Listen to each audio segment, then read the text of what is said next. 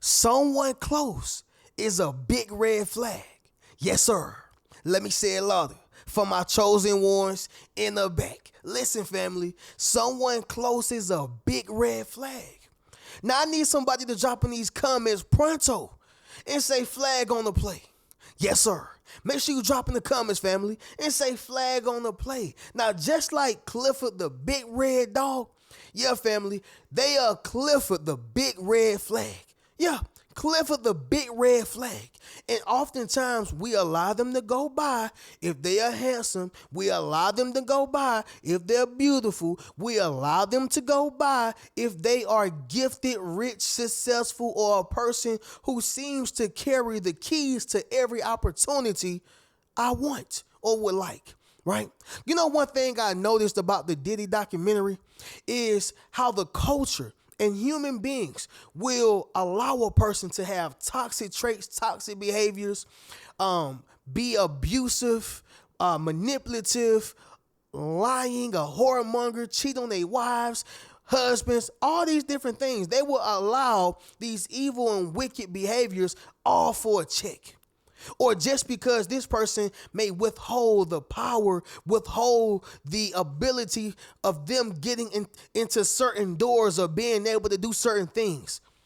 Because when I look at the documentary, I see a lot of people are coming out, and I'm not saying that the reason why they're coming out is because of malicious intent, but they always strike me as, why wait now? Is it because the money have dried up? Again, I'm not saying their stories are not true. I'm not. Because sometimes it's because a person don't have the platform. A person don't have the courage. A person don't have the confidence. A person feel that no one would believe them. So I do understand that from that particular perspective. But on the opposite side, it's like, why wait till now? Was it the money that kept you shh? Because in that case, you coming out now is invalid. Right? And that's not all of them, but I'm just saying some of them, right? But then even when you go deeper, think about the people who saying, oh, they wanted to be over there. Oh, this is the lifestyle they chose. Oh, he ain't that bad. Oh, he shouldn't get that much time. Like, did you see some of the things that he was connected to? Are we watching the same documentary? But it goes right back to what I'm saying. The culture will excuse a whole big red flag. But then you want the good guy to go to prison for a lifetime. You want the good girl to be done wrong. You want the good person to suffer. What is wrong with society today? But my whole point, y'all, is not to get on this camera and preach, even though I'm doing that.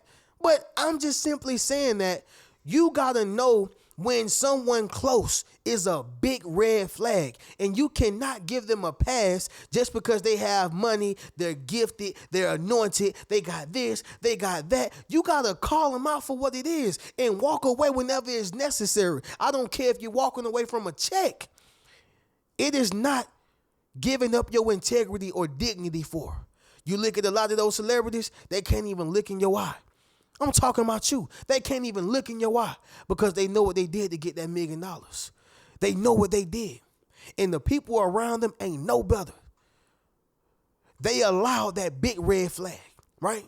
And so I want to break this down, y'all, to how we know the person who's close to us is a big red flag, right? We're going to go ahead and get directly into this video. As y'all can see, we are right here in front of the legendary Grey Couch, y'all. Second video of today. It's still dark. Feel like it's 10 o'clock, y'all, but all it is about 5:45. That's crazy. But anyway, I'm sending nothing but love, peace, and prosperity, as I've already done, but we're going to keep that positive energy going. Y'all make sure y'all leave a thumbs up on this video, as well as subscribe to the channel. Yes, sir. Not only that, y'all, but y'all be sure to ring my bell so you can be notified after every single video I post. Let's get right into this banger, y'all. Number one, this is how you know somebody is a big red flag. They are disrespecting your boundaries, all right? They are disrespecting your boundaries. So, family, boundaries are set for a reason. When you play football, there's a boundary, right? You got that whole 100-yard field, and I can't remember. I think it's 100 yards long in length and 50 yards wide, right? If I'm not mistaken, y'all, I believe that's how big a football field is. But that's a whole lot of field, right? That's a whole lot of field. But think about that little line that we call the sideline. Whenever you stick your foot on that line, or if you go over the line, the play is dead. That's a boundary. When you just met a person, you can't just start love bombing them. You can't just start overloading them with your burdens. It's a imaginary line that says, wait until time progresses, right? You can't just come in, I had a problem with my fourth grade teacher. Yeah, I got a problem with my ex-wife. Yeah, I owe my school debt. I owe Big Worm. You done gave her your whole situation. You done gave her your whole 10-year story, your whole 30-year story, 40-year story. You done gave him your entire 60-year story. There's a boundary. The point that I am making is when people disrespect your boundary knowingly after you have told them or after you have hinted to them, that's a big red flag because they are violating you and they are willingly and knowingly and intentionally doing it. That's a big problem. Y'all, I had this, I'm not even going to call him a friend, right? I'm going to say I had this person I was growing up with because he's not a friend to me. But at that particular time, when I was growing up in the hood, you have certain people who you call your friend at that time, But he stayed the night in my crib, right? I thought it was cool because he stayed in trouble. And the people who stayed in trouble were the people who, nobody messed with. So I was like, yeah, I'm hanging with homie. You know what I'm saying? I'm hanging with him, right? And so he stayed the night in my crib. And when he stayed in my crib, he was like, hey, man, can I get some snacks? Right? Now, this was not a bully situation. I want to make that clear, too. It wasn't like a bully situation. I had been knowing him for some time, right? But when he came to my crib, he stayed off the backs of my parents knowing his parents and vice versa. So it was like that, right? I want to kind of give y'all context. But anyway, we're at the crib. He like, hey, man, can I get some snacks? I was like, hey, man, cool. I'm like 13, 12, 13, no more than 14. I believe 12 or 13, though. And he's like 14, 15 at the time. He go inside my cabinet, and he opens up a box of pies. Me being a kid, it wasn't a problem for me. But my mom and my stepdad was like, hey, he can get a snack, but he can't open up the box of oatmeal pies. These ain't his pies. It ain't nobody tell him to open it up. And so they had ultimately got on to him about that, but they really got on to me and like, hey, don't never let nobody go in your cabinet and get some pies or a snack that was not open. It's okay for him to get something that is open, but something that's not open, that's a problem. And so what I'm saying is that was a big red flag as a friend because, and even as a kid, because he disrespected boundaries. That means he had no home training. That means that he didn't have both his parents in his life. That means that nobody gave him true guidance. Nobody showed him how to live in other people's spaces without disrespecting their boundaries. He had no home training. That was a big red flag. Who does that? Right? I don't care if your parent know my parent. At the end of the day, you should have home training. Well, the point is, y'all, or I'll just share this with y'all. He is in prison today. That was a big red flag that my mom saw. And ultimately, he couldn't come to my crib no more and stay because of doing stuff like that. Big red flag. And by the way, he had went to prison and then he got out for a little bit. I think he stayed out for about 2 years and then went back to prison. So the point is, y'all, that was a red flag from the jump. He disrespected the boundaries. It was not about the oatmeal pies. It was the principle because they were not yours. It was other pies that was open. You took upon yourself to open something else because that's what you wanted. And that was a big red flag, all right? And so that's what we see in today's time, even in your life right now. Think about the people who's disrespecting your boundaries. Think about the people who's opening up your oatmeal pies without your permission. Think about the people who's doing certain things to you after you told them to stop. You follow what I'm saying, y'all? Number 2, it's going to be this right here. Unhealthy jealousy, okay? Unhealthy jealousy. I know somebody gonna say, but Reno, you said if a person is jealous of you, that's a good sign. It is. However, I didn't say unhealthy jealousy. I said just a little bit of jealousy. Just a little bit of, I didn't like how she was looking at you, right? That can be cute to an extent.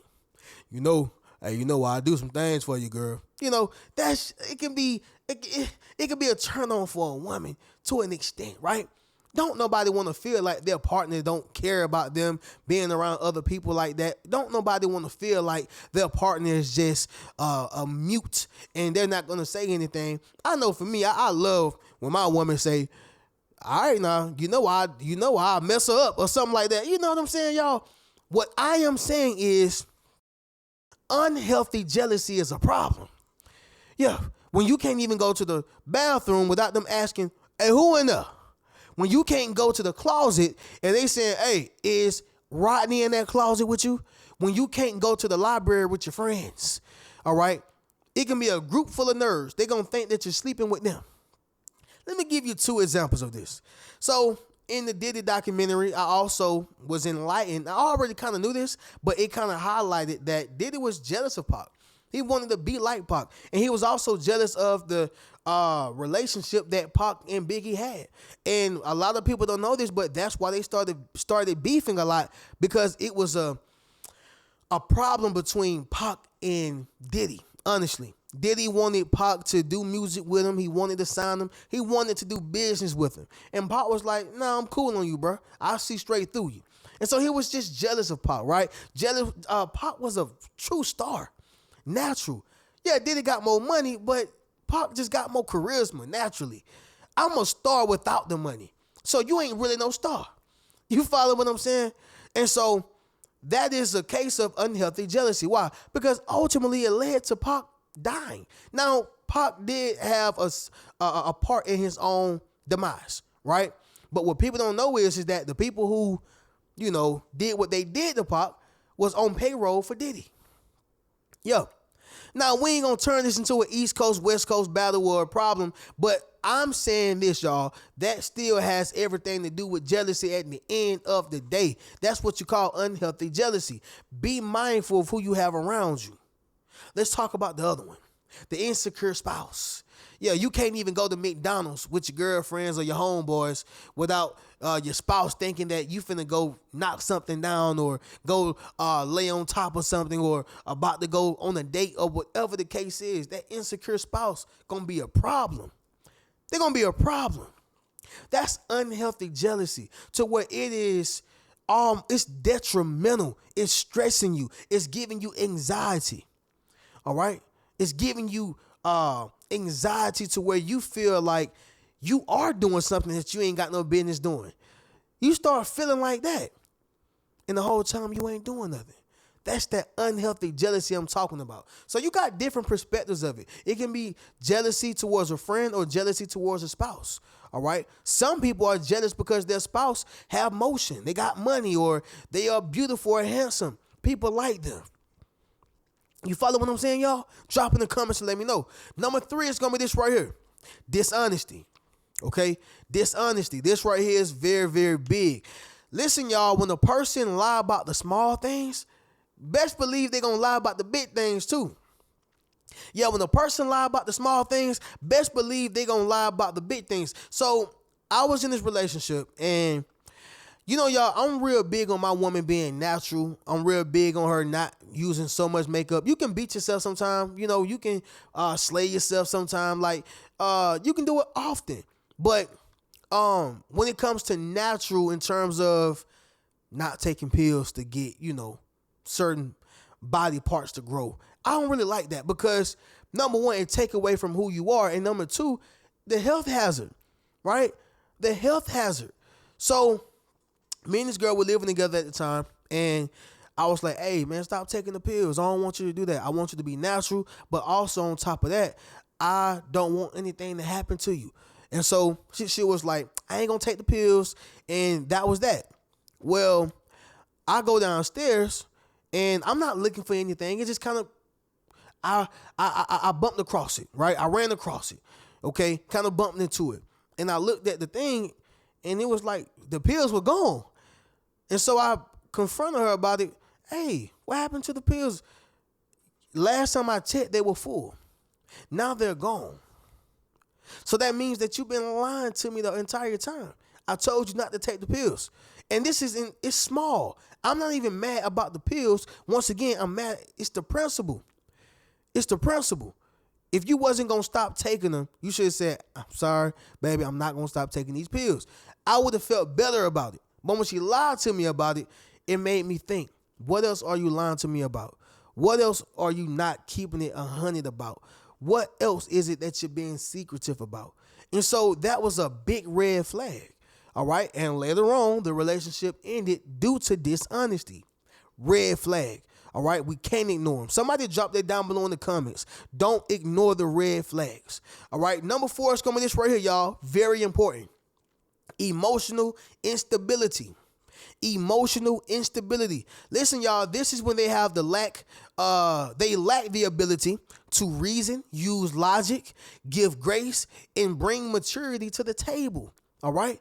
So when you're dealing with an emotional unstable person, you got a problem on your hands because really they are a nutcase. Yeah. This person can snap at any moment. This person can go off for no given reason. These are the people who be on Snap. These are the people who murder their friends. Guess what, y'all? Selena was a case of this. Yeah. The Hispanic singer, Selena, she was taken out of here by her own assistant, a person who worked for her. They actually had became friends, but she was jealous of her. And she took her out of here for no apparent reason. Just shot her for nothing, right? Well, actually, she had got caught in some BS, but still, you didn't really have no reason. You could have just walked away, right? But the point is, y'all, that's a emotional, unstable person reacting off impulse. You can't be in a relationship with a person like that. You can't be married to them. You can't be friends with them. You can't do business with them. You can't do nothing with them because emotionally they are unstable and it causes them to make the wrong decisions. All right. You take, for instance, a person get caught cheating. All right. Or they catch their spouse cheating. Well, that's why relationships and love is not for the weak. Let's just say they're a good person, but if they are emotionally unstable, they may go off and do something to that person. Well, there go their life. Both of y'all's. One is in the grave and the other one is in a cell. Emotionally unstable. Number 5, y'all, it's going to be this right here. Lack of accountability, all right? Lack of accountability. I know y'all hear me talk about the A word a lot, the accountability word, but family, you can't be friends with a person who's not going to take accountability. You can't be in a relationship with a person who's not going to take accountability. You can't be around family members who's not going to take accountability. You can't be around them, because your cup is going to overflow at some point, right? Your cup is going to overflow and somebody got to take the blame. Point blank, period. And so I'm going to pick on myself for a minute. When I was in college, I probably told y'all this story, but it's been a long time before since I've talked about it. I know that for a fact. But in college, I burnt down my apartment, right? I was cooking some hot dogs and fries, and I was writing a letter to my pops who was incarcerated at the time. And I had been gone maybe about 10, 15 minutes. I come back, it's a flame on the stove. Right? And so the first thing I thought was throw water on it. Now, I could not have been any further from the truth. When I threw water on it, the flame flamed up even higher. And so now I'm like, man, what am I supposed to do? Now, normally, or I'm not going to say normally, what a person who was informed about these type of things, a person who's informed with this type of stuff, y'all, you know what they would have done? Removed the pot and smothered the fire. Removed the pot and smothered the fire. But no, Mr. Reno had to throw water on it. It got bigger and bigger and bigger.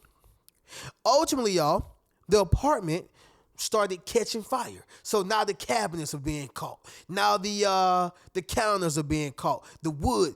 And it became a big fire to where we just had to sit there and watch the apartment burn, right? It was not due to drugs. I was not high. It was nothing due to that. I literally could have stopped it from the jump. I threw water on the grease fire. 18 years old. So now we go outside, and I'm like, man, I don't know what to do. Man, I need to call the ambulance. And I said, what's the number? Somebody said 911, fool. And so I'm like, man, I'm just having these brain farts and losing it. And so long story short, y'all, I ended up, having us to move to another dorm, another apartment. They put it out, of course, but it was me. I was the cause of it. Now, I could have said, well, y'all could have checked on my hot dogs and fries. And by the way, y'all, the hot dog was not even burnt. Ain't that crazy? The hot dog was not even burnt. Just the pot. That was the craziest thing about the whole story. But anyway, I could have blamed it on my roommates. I could have blamed it on the next door neighbor. I could have blamed it on anybody else. But I said, you know what, y'all? I'm the reason why we got to move to another apartment, another dorm. I am the reason. It was on me. It's my fault, right? Y'all ain't do nothing. And that is what it looks like when a person take accountability. But when a person don't take accountability, then you can expect for them to blame other people for their problems, for them to blame other people for their issues, for them to blame other people for their misfortunes and mishaps. Make sense what I'm saying, y'all? Lack of accountability. You can't be a friend with a person like that, relationship, married, or any type of connection. Period. All right. But anyway, y'all, let's go ahead and do this recap and then we'll conclude this video. So number 1, they are disrespecting your boundaries. Number 2, unhealthy jealousy. Number 3, dishonesty. Number 4, emotional instability. And number 5, lack of accountability. All right. Family, y'all already know how we do. Y'all make sure y'all go over to the Rich Mentality Academy. Go join the membership, meet your tribe. Y'all be sure to book a one-on-one session with your boy. You can get any one of those books, y'all, that are available. And be sure to get you a Yes Sir hoodie. But I'm going to catch y'all in the next video. Keep a rich mentality. Peace.